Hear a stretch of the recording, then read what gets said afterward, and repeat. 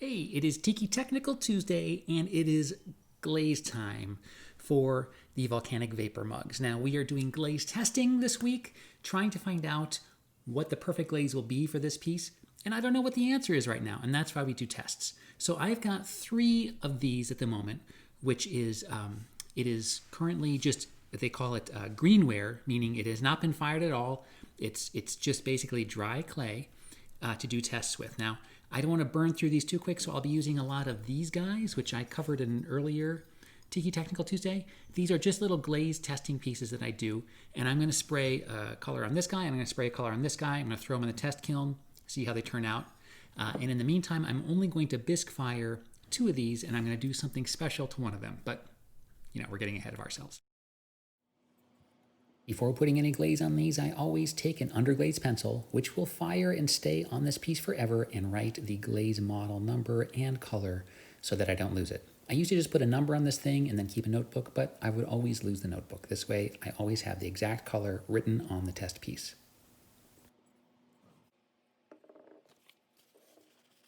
Now, I'm going to be spraying these guys, so I use this paper to make a little handle to hold on to them while I am spraying them.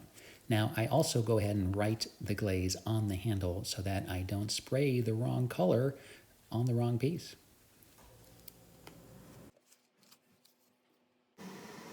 Welcome to the spray booth, everybody.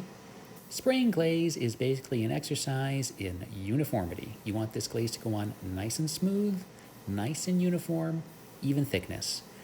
If you put it on too thick all at once, it'll start to drip, so I do this in different layers. So I do layer 1, then hit it with a heat gun. As you can see right here, we heat gun it, get it nice and dry. Then I apply another coat, and I'll build up 3 coats. After I did 3 coats on this guy, I even did a 4th of a different color to do a nice gradient effect.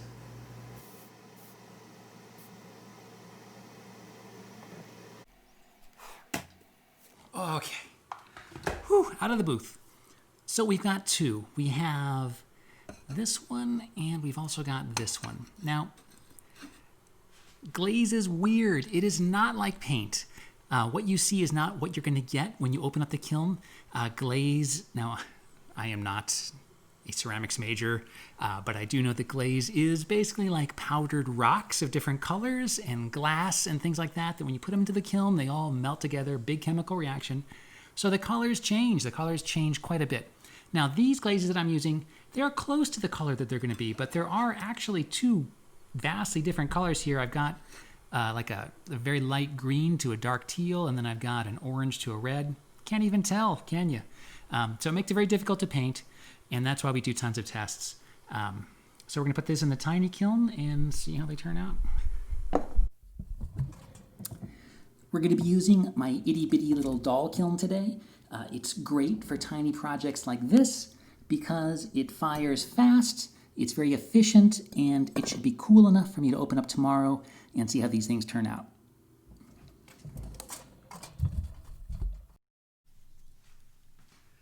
Okay, the glaze testing kiln has cooled, and this is where we're at.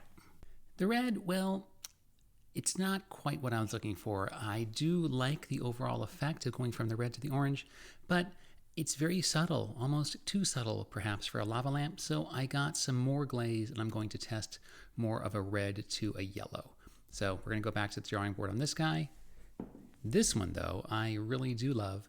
Yeah, I mean this teal to chartreuse, I love it. I love it. So we're going to go ahead and shoot one of those. I also have this glitter glaze test, which I love. Now this I brushed on, so I'm going to do another test as a spray application. So the exciting thing that happened today is we cast 10 production pieces, which is a big deal. The plan is to cast 10 a day. I started on Monday just casting 5 because I didn't know how long to let this slip sit inside of the mold to build up a wall thickness that I liked.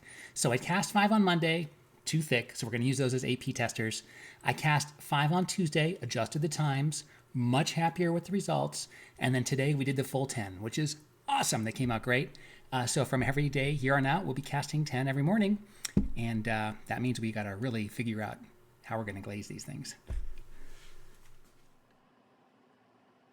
So I kind of got fixated on the transition point between the metal tops and bottoms of this quote-unquote lamp and the lava section in the middle. I thought maybe there should be a black band in there to differentiate the space. So I went nuts here, applying this masking tape and then peeling it away and painting on a little thin band. It's a little obsessive. Okay, I don't know. That had mixed results. It peeled away the bottom a bit, and it was a bit of a pain. So that might be too much work. Like every time I do something like this, I got to think like, do I want to do this 200 times? And if I did, how much would I have to charge for the mug for that amount of extra labor? So I think that if I do end up doing this banding of the black, I'll just do it with a paintbrush because I don't think it has to be that critical. And then I might end up using the extra fine version of this in the next step after the bisque firing. Maybe. I don't know. But let's get this one into the kiln and get another one without the black bands on it into the kiln, and we'll do some bisque firing.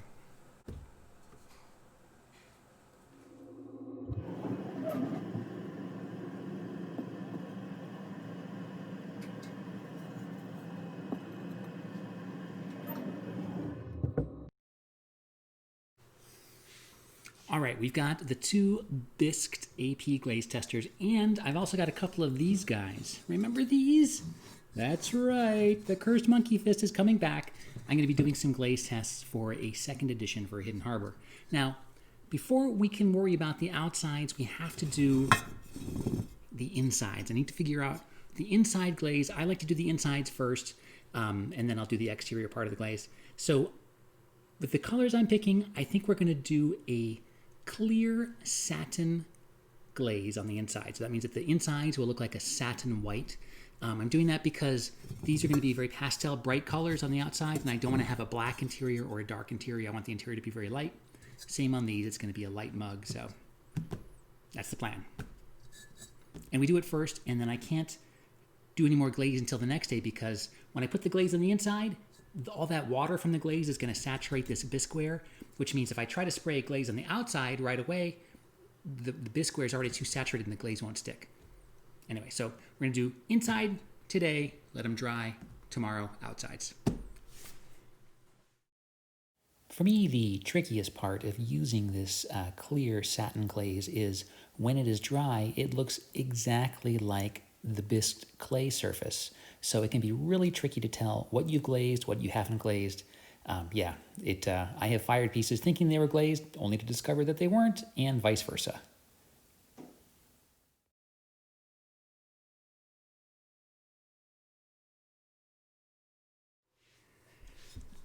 Okay, so we got the liner glaze inside of here, no problem. I used my little syringe suck out technique, it worked great. I did that because this has a very uneven edge and I don't want to just pour the glaze out and have it get trapped in all the detail on the outside of this mug. So that worked great. Now, unfortunately, this is a wacky shape. And I don't think I can get the syringe. Yeah, I definitely can't get the syringe down there. I'm debating a couple things. Do I put a little tube on the end of the syringe and try to suck glaze out that way? Or I think this is such a smooth shape, I'll be able to dump it out and then just sponge it off, no problem.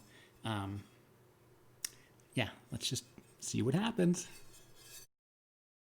Now, even though technically the beverage is only going to sit in the bottom half of this mug, I am making sure that the top section is also completely coated on the interior with glaze to make everything totally food safe on the interior.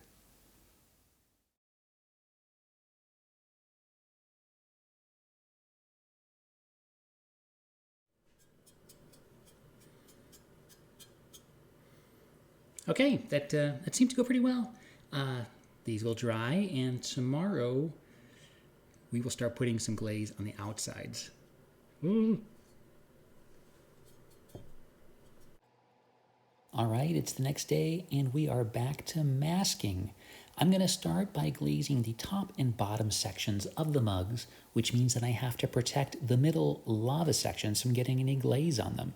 I am using this crazy masking tape and painter's tape, and I am wearing the wrong glasses, as you can see.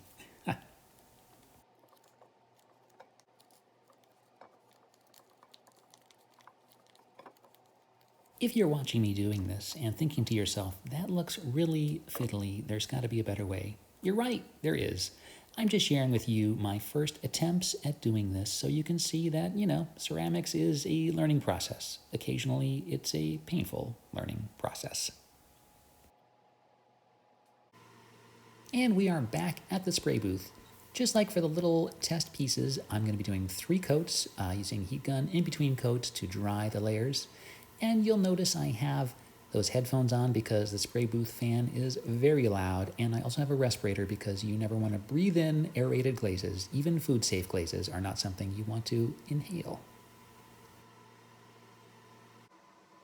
All right, we've got 3 good even coats on there, and it is time to undo all of that painstaking masking work that we did so that we can paint the lava.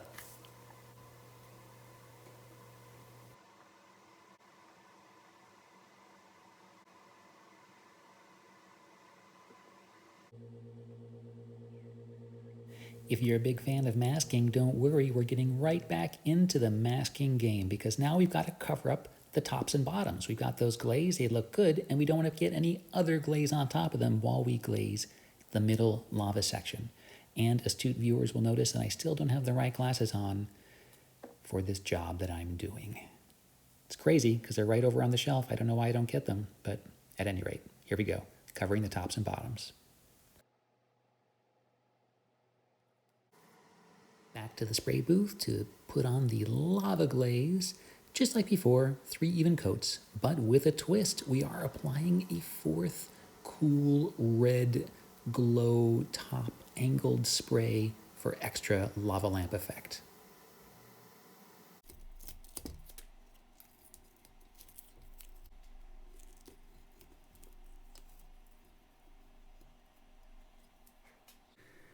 Okay, I got red on there and it fades to an orange yellow mix.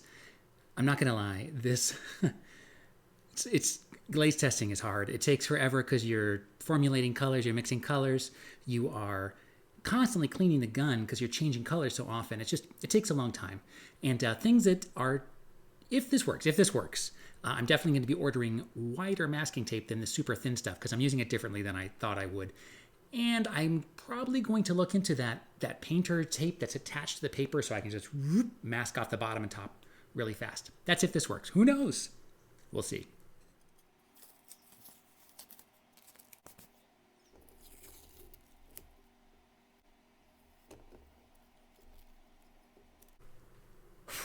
Okay, this one's ready to fire. I don't know if it's gonna come out. Like I said, I remixed the orange with a little bit of this yellow. The yellow's not so bright. It may not look good. I don't know. It'll look like something. We know that for sure. Anyway, I'm gonna spray the other tester and get these things into the kiln.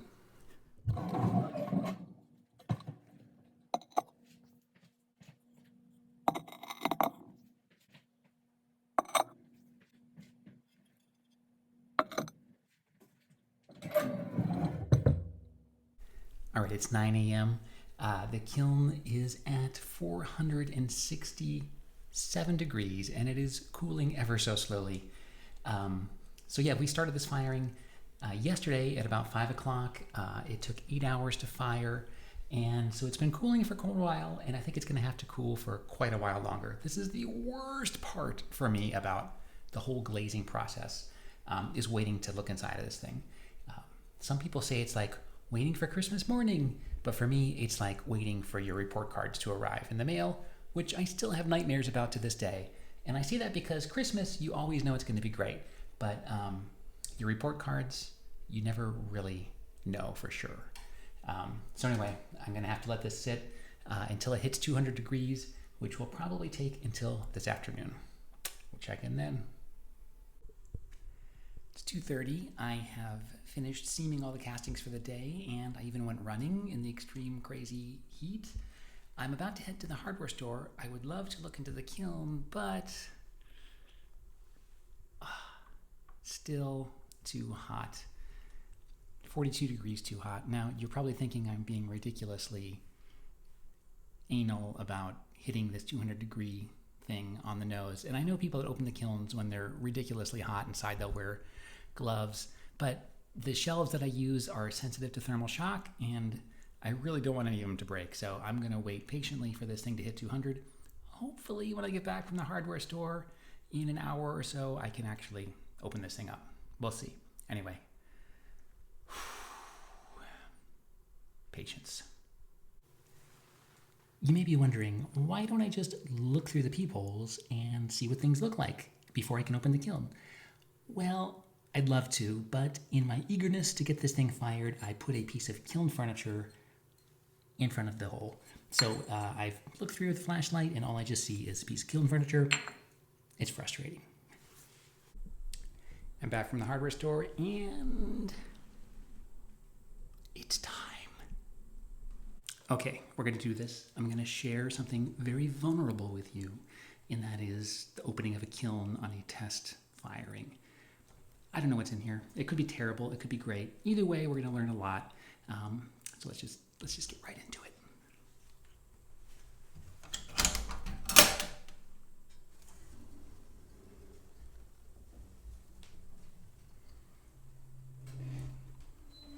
Not all right, it's hot in there. I gotta get some gloves. Let's just dive right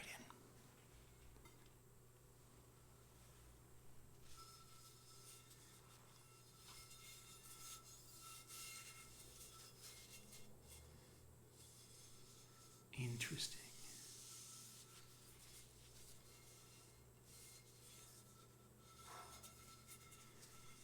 I'm pretty stoked at that.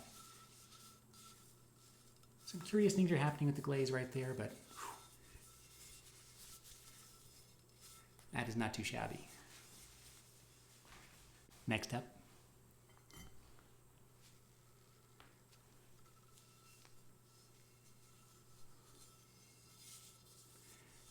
This is the glitter glaze.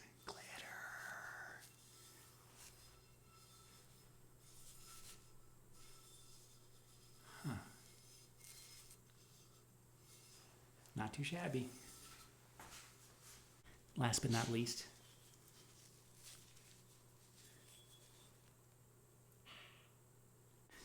so there you have it. We just wrapped up round 1 of glaze testing, and we're going to probably do a few more rounds before we select a final. Now, pluses. They translated very well from the test piece, number 1 to test piece number 2, but I think I applied the glaze too thick. We've got some weird bubbling up here. Who knows why? That's why we're going to do some more tests. I'm learning how to spray it, and I just think I sprayed it on too thickly. Love the glitter. Absolutely adore the glitter. I also like the satin matte black, so we're going to do a few more tests. I have some other ideas for how to do this black. And again, I think I applied this too thick. Some strange pinholing, which we did not have on our first test. So overall, we're super stoked. I can tell you now that we have a final finished piece, that it holds 10 ounces of fluid, and it is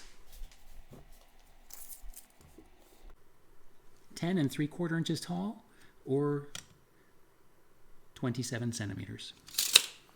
I think that'll wrap it up for this one. I'm going to keep testing, and I will see you all next week.